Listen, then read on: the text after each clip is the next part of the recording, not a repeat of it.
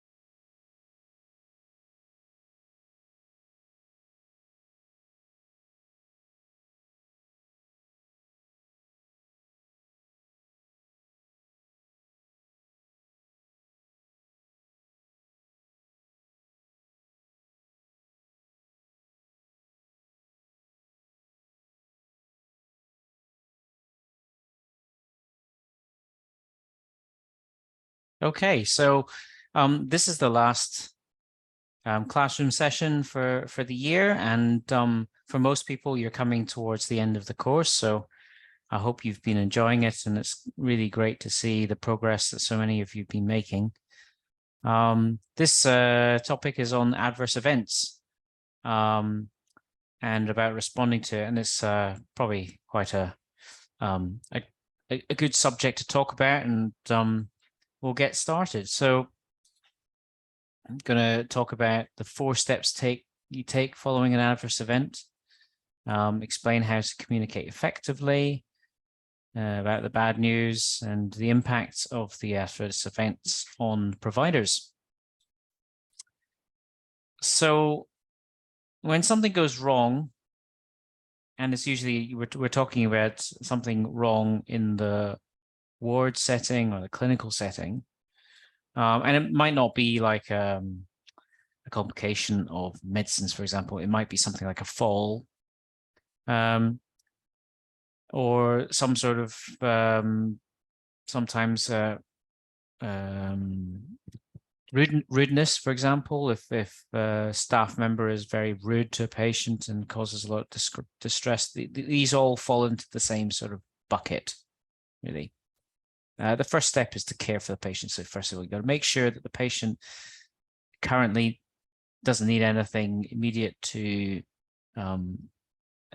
rectify the situation, so if they've fallen over, obviously the first thing to do is to try and get them up and check them out, make sure they've not broken anything or injured anything. So communicating with the patient is the next thing, is to talk to them about what's happening. And this may not necessarily be straight away. Sometimes it's not appropriate, and you need to wait for, I don't know, patient to recover from whatever's happened, or for the dust to settle.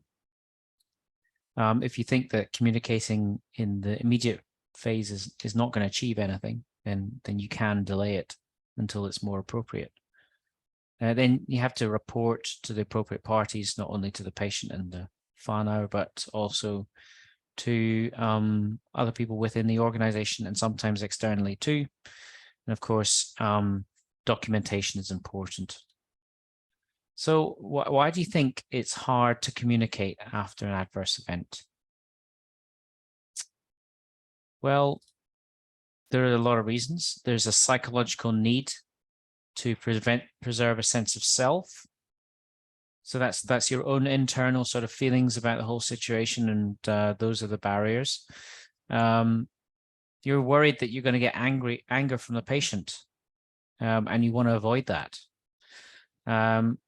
Or anger from a boss or leadership or other colleagues.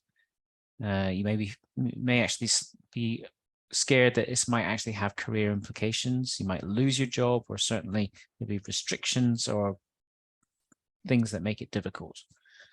Threat of censure. So that means somebody, worried that somebody's going to actually say, oh, you shouldn't say that, hush, hush, and try and cover it up. And now you're in an awkward position. So not saying anything in the first place kind of removes you from that difficult position. Threat of sort of malpractice claims. So obviously in New Zealand, that's a lot less likely with ACC around, but there's still the HDC to answer to, and that itself is quite a big threat. The fear of colleague disapproval, again, anger or anything from colleagues, and negative publicity. So there's lots of reasons why you might not want to, in the immediate situation, kind of like say, oh, I'm really sorry this has happened to you, and open up and be honest, say, look, you know, we left a swab inside, we shouldn't have done that, but somehow it happened. So I think one way to sort of dial this back is to think about systems and the fact that we're only human and we do make mistakes, and we need systems around us to minimize that mistakes. So that's the first thing. And often actually we put the pressure on ourselves wanting perfection, when actually patients and their relatives are far more accepting of the uncertainty of what can lie ahead. They probably have a skewed view as to what can go wrong from sort of medical programs where everything seems to go wrong. So most of them are pleasantly surprised when things go right most of the time. Good healthcare systems recognize the inevitability of human error and design patient care with this in mind. So I'm saying that systems need to really back up the side of human beings that is prone to error. And it's our responsibility to promote and maintain a learning environment. So you can only have a learning environment if people are open and willing to talk about problems and how to fix them. Communicating with patients and their families after something serious goes wrong is the right thing to do. In the UK, this is called a duty of candor, which came out recently from a big inquest into a place called Mid Staffordshire Hospital, where a lot of unacceptable things were happening to patients, and they were dying, but nobody was really being open and honest with them about why. And that principle is in every healthcare system around the world about being open and honest. You have a duty to tell patients in New Zealand. It's in the Code of Rights, for example. So, for example, data from research, you need to if that also shows some adverse events, even minor ones, that needs to be shared with the patient, for example. Open communication needs to be emphasized in professional codes of conduct, like I said, in the New Zealand Code of Rights, and that also then filters down into, for example, the Medical Council of New Zealand. It's in the code of conduct there for doctors. It would be the same for allied health professionals and nurses.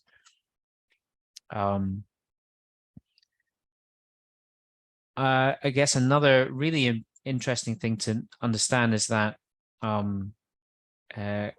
most of the complaints and malpractice claims or HDC complaints, and a large portion of the problem there is communication, either lack of communication, poor communication, or communication done in the wrong way.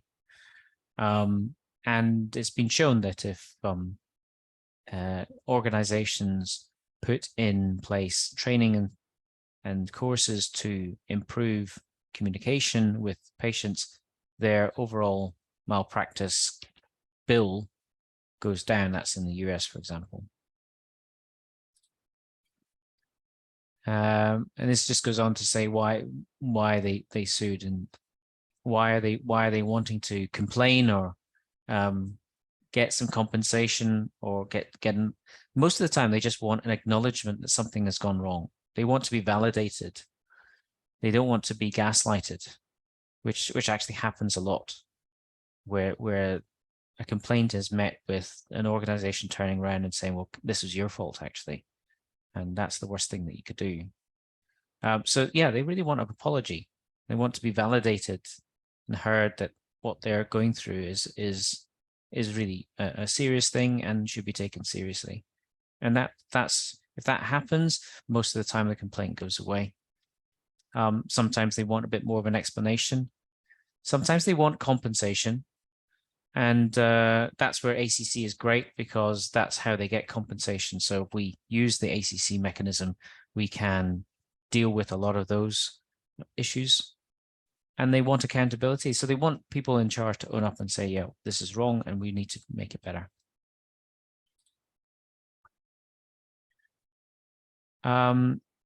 So when it comes to communicating with patients about adverse events, there's three things: is the using judgment on how to communicate with a patient.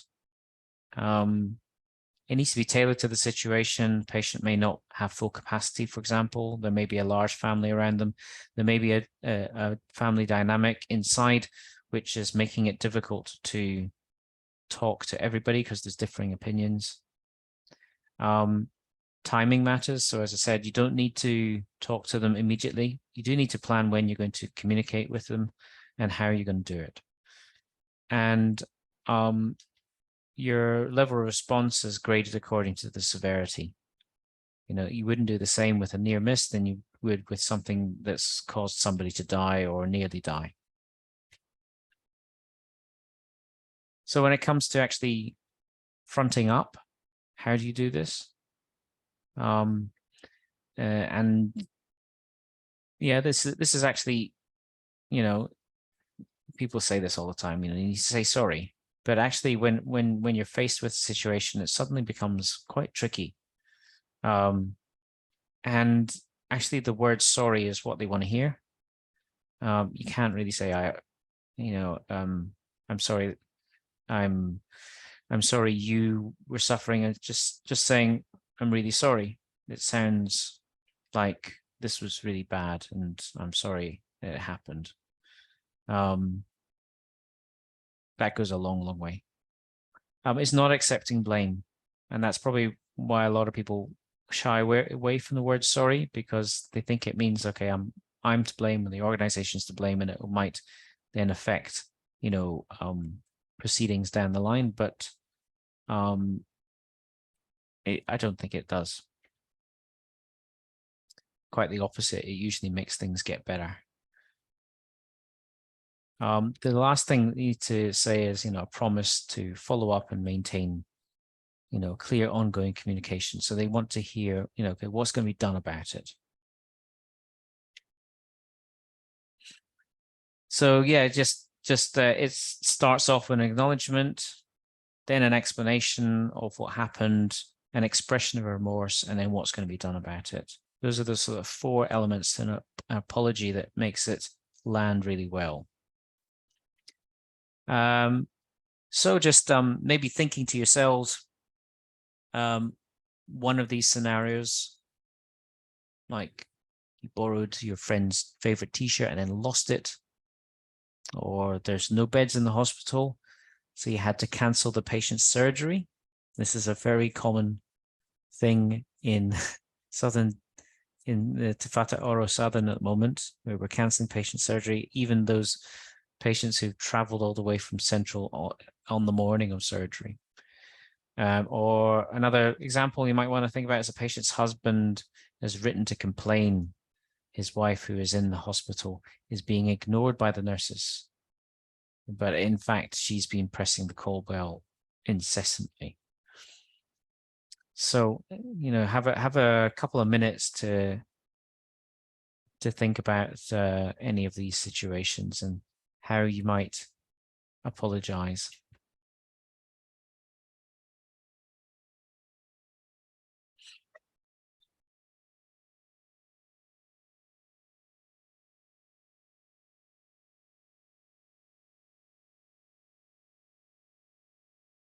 So yeah, again, using that framework was on the previous slide: acknowledgement, explanation, expression of remorse, and reparation.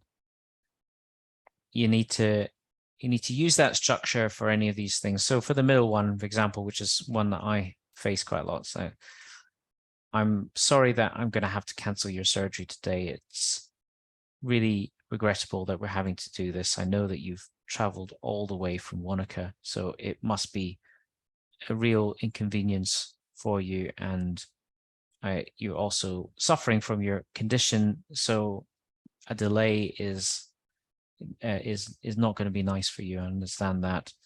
The reason that we're having to do this is because we have no beds in the hospital to safely do your surgery.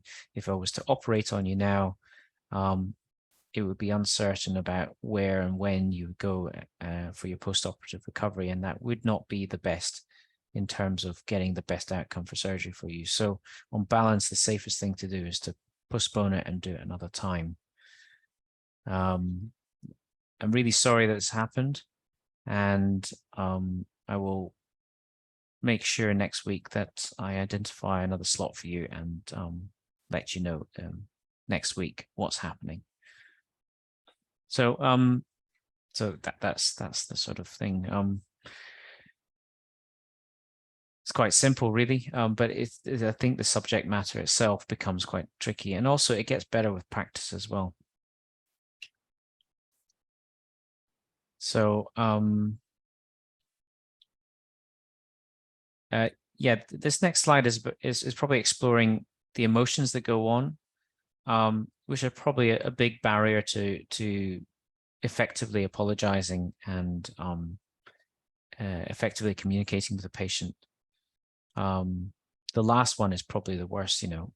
So imagine you actually administered a lethal dose of insulin to a critically ill patient by complete accident, but at the end of the day, the patient died because of the overdose. How would you feel? Well, most people would feel, you know, devastated. You know, there's all these feelings that would come out, but what might also happen is that your coping strategies from that might start to affect your work. Like if there was some alcohol abuse going on, or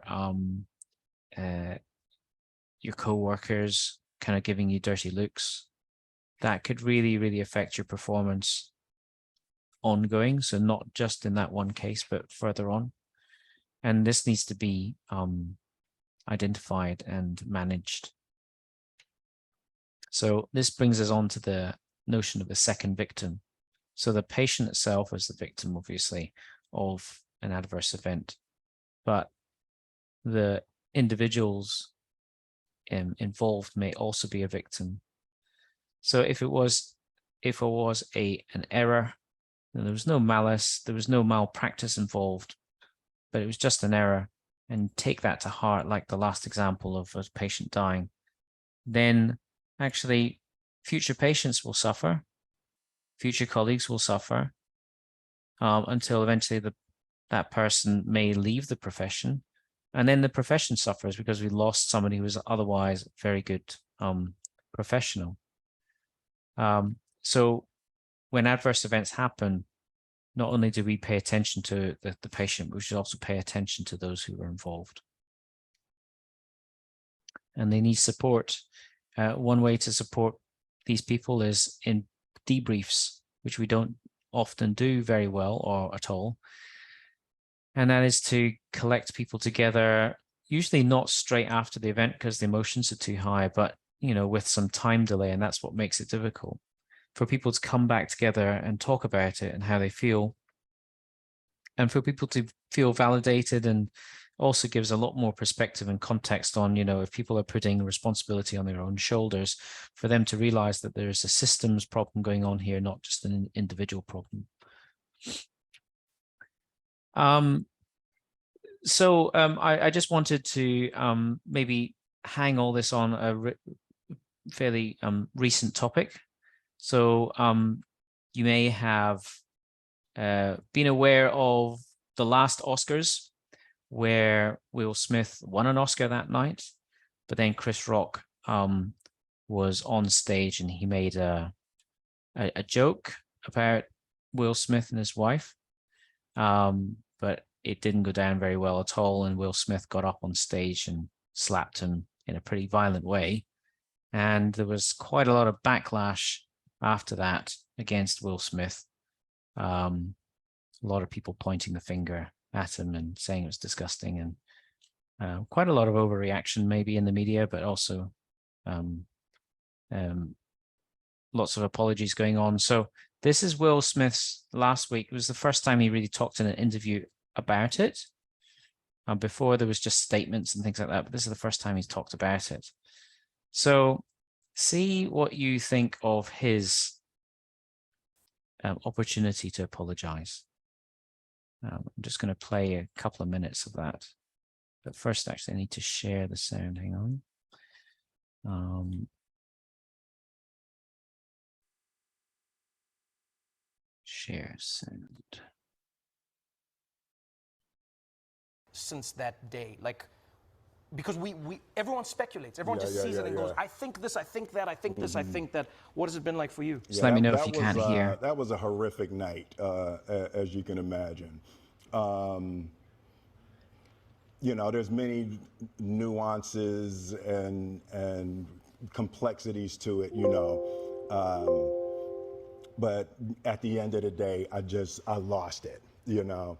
And I guess what I would say, you just never know what somebody's going through. You know, you know, in the audience right now, you know, you're sitting next to strangers, you know, and somebody's mother died last week, you know, somebody's child is sick, you know, somebody just lost their job. Somebody just found out their spouse cheated. You know, it's like there's all these things, and there's strangers, and you just don't know what's going on with people, you know. And I was going through something that night, you know, and not that you know justifies my behavior at all. I would just say, you know, you're asking what did I learn, and it's that. We just got to be nice to each other, man. You know, it's like, it's hard. And I guess the thing that was most painful for me is I took my hard and made it hard for other people, you know? Right. And it's like, I understood the idea where they say hurt people, yeah. You know? And it's like. You know, it's interesting. I remember, again, everybody. So, maybe you guys can unmute yourself if you want to give me your views on what you thought about that apology.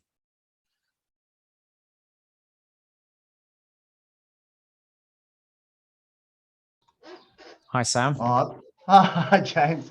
I don't know. I mean, there's good and bad aspects. I mean, I guess you say good aspect. He did try and explain what happened. I guess a more negative aspect, you weren't quite sure how much. Oh, well, yeah, it's a hard one. It did seem, yeah, he did eventually get there and say, look, I'm not using this as an excuse. I'm using this as a background, but it kind of took a while to get to that. So I don't know. He did, yeah, did well for the explaining. It did feel a little bit like I wasn't sure he was fully taking responsibility, but then I guess he kind of got there in the end. I don't know. What do other people think? Yeah, thanks, Sam. Yeah, what do other people think? I'm here. Hi. Yeah, okay. Hi. Yeah, I really think if he can tell the people what is real happen and be honest, and I think the most important thing is to take a responsibility and just explain at that day. Maybe I have this mood or surrounding factor me. That is what really happened, and not to add his like any mood. Just honest told people what has happened. Then truly and said now I think I apologize from my behavior and make another people think about at least he is responsible bully people Mm. and make people want to emphasize with him. Well, I think maybe that is better. That is just me. Thank you. Mm-hmm. Yeah, great. Yeah, thank you very much, Claire. Hi, I think he did a lot of deflection there. He did sort of take responsibility for his actions, but there was sort of a lot of deflection on why that he had sort of taken that action. He sort of didn't really take full responsibility for his actions. He sort of more was sort of pinpointing things, you know, like, and that's sort of in healthcare too, we always have things that have happened in the background that have potentially caused an adverse event or something that's happened, but blame or pinpointing or deflecting to something else probably doesn't really sort of cut the mustard, if you know what I mean. Yeah. Thanks very much. Anybody else want to chime in?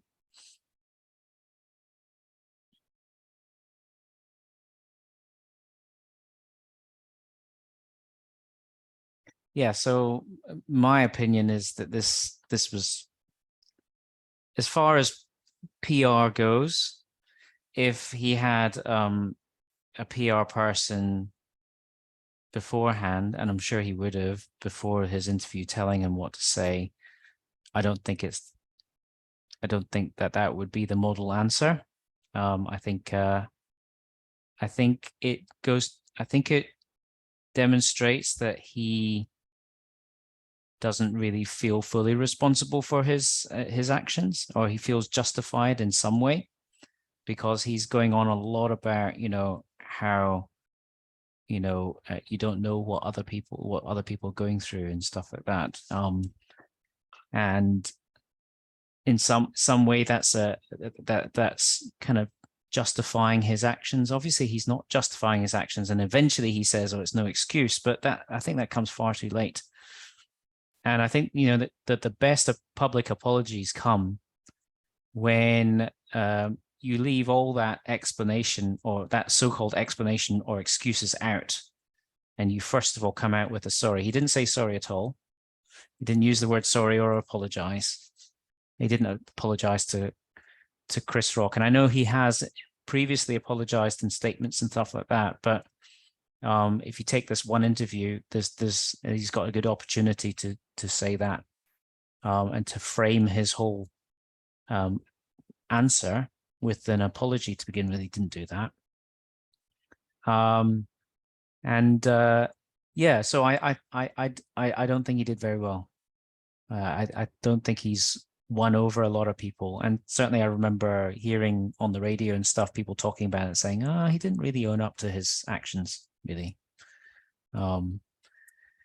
So yeah, so it just goes to show that even huge movie stars in the public eye, who probably have access to the best public relations managers in the world, still will get it wrong. And it's the same for politicians and all that stuff. And yet there are also examples out there, and I couldn't find one in time, of people who have just made such a great apology that they have completely turned around the public view. And that apology, if you analyze it, comes down to those four principles. You know, first of all, you say sorry. You explain what was happening, but you don't do it in a way that's excusing yourself. And you express remorse, and you say what you're going to do to make it better. And then you stop there, and you don't go on and say, oh, well, but they also did this and they just did that and stuff like that.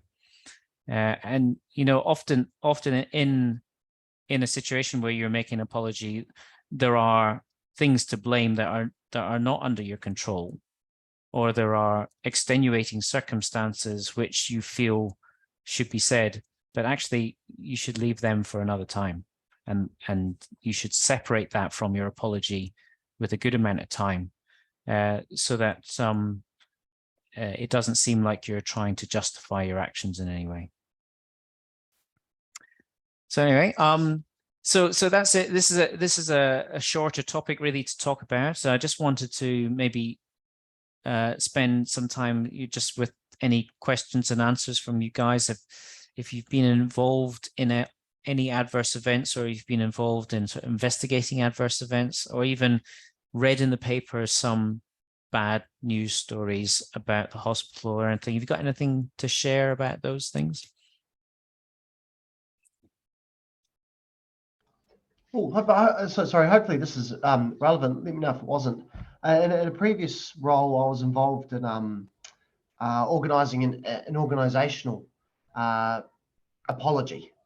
The organisation was CCS Disability Action, which is a long-standing disability organisation going back 85. Might be getting closer to 90 years now. And as some of you may know from the current Royal Inquiry, there's a lot of concern around abuse that happened in institutions for disabled people. So we were, I was involved in organising an organisational apology for the role the organisation had played in the past for promoting institutional care and supporting, because it had actually there was some quite sort of key historic events that it had helped enable. For example, it sponsored an expert in the 40s to come over who heavily promoted institutionalisation as a solution to the support needs of disabled people. So there was some quite specific stuff. So I helped organise that apology with the board and the CEO at the time, and they were very supportive.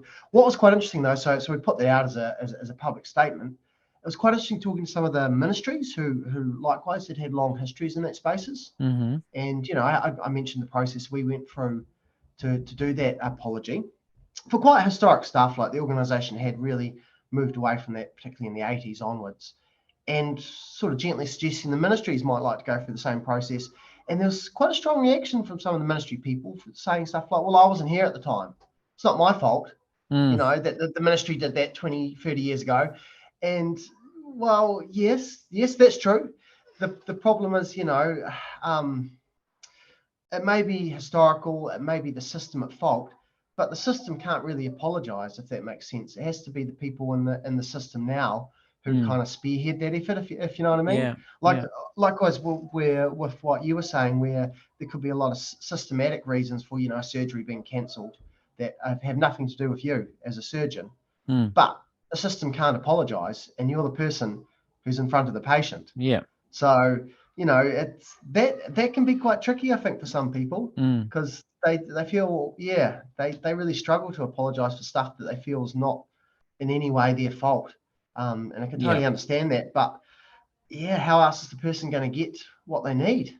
Sorry, that's just what I had. No, I think you're absolutely right. This sort of like faceless organization is the worst thing that you could deal with as a consumer or patient. Thanks, Sam. Any other thoughts from anyone else? Hi, Joe here. Hi, Joe. Hi. Sorry, I missed a little bit in the middle. Sorry, I had an urgent call, so sorry I missed that the video clip, hence why I didn't comment. Sorry. That's okay. I used to work, I'm in public health now, but so it's quite different, but I used to work in acute mental health. And as you can imagine, there was a lot of adverse events there, a lot, a lot of them due to a variety of factors. Sometimes the staff mix was not right. The number of staff wasn't there to, there's lots of issues. The environment, you've read in the paper, I mean, the environments aren't fit for nursing or caring for the people that are currently there. Level of risk in the community. People have to be extremely high risk acute wise to be admitted these days, whereas years and years ago when I managed some areas, you could see some early warning signs, get people in and get them more stabilised on medications and things like that, and more supports and things. So people are extremely unwell, and some spend time in ICU, seclusion. So, there is a lot of adverse events, and you're always talking to consumers and families about those sort of things, and it is hard because there are things that can be done at times to prevent some of those situations. Having a larger open ICU area, which allows staff to come in and out, and have somebody who's extremely disorientated or manic who keeps taking their clothes off. You know, you can't have them wandering around the ward, but you also don't want to seclude them on their own.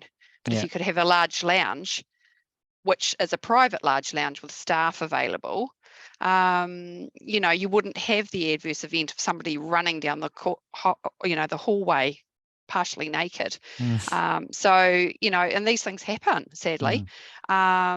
So sometimes the environment, the staffing skill mix, the equipment, all of those things definitely can have an effect on adverse events. And just looking at, you know, who's available, the shifts, the times.